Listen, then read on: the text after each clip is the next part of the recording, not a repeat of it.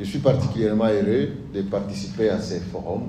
Lorsque le collègue de mine m'a dit qu'il ne sera pas là, donc j'étais obligé de venir très vite là pour participer au lancement de cet atelier.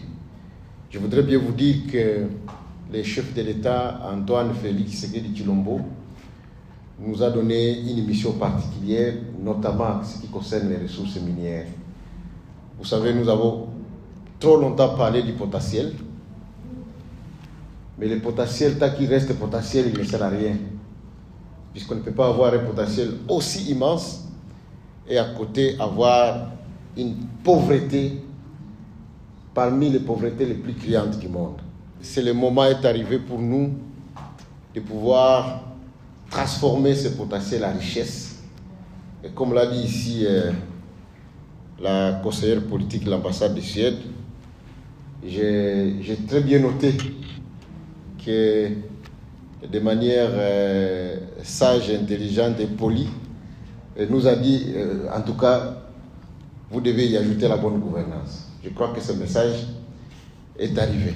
Alors moi, je suis ministre du développement rural, comme vous le savez, et tous les milieux ruraux que je suis en train de visiter, je vois qu'il y a des mines.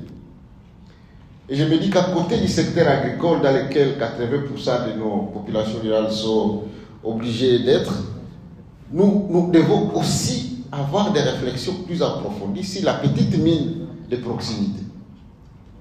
On a les fer.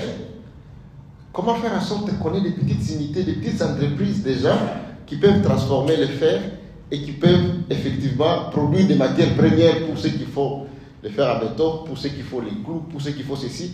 C'est une petite activité minière qu'on peut développer de manière intelligente et respectueuse de l'environnement qui puisse aider nos populations rurales à pouvoir se développer.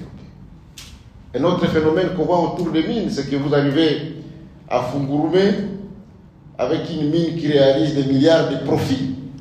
Et à côté, vous avez des petites cases où n'ont même pas d'endroit où aller aux toilettes. C'est un paradoxe. Mais comment faire en sorte que les miniers qui réalisent des grands profits, autour d'eux, ils puissent créer des conditions de vie favorables pour les populations rurales qui se trouvent à côté de leurs mines.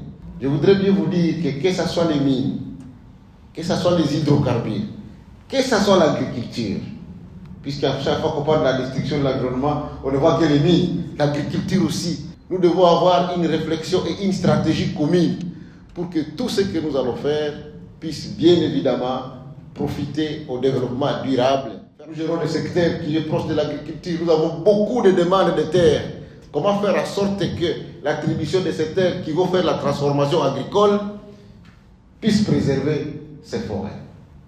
Voilà la grande réflexion que nous devons faire pour qu'effectivement, à côté du développement économique intensif que nous voulons obtenir, le respect de l'environnement soit aussi un leitmotiv. Et c'est à ce terme que je voudrais vraiment vous souhaiter de fructueux échanges pour ce forum.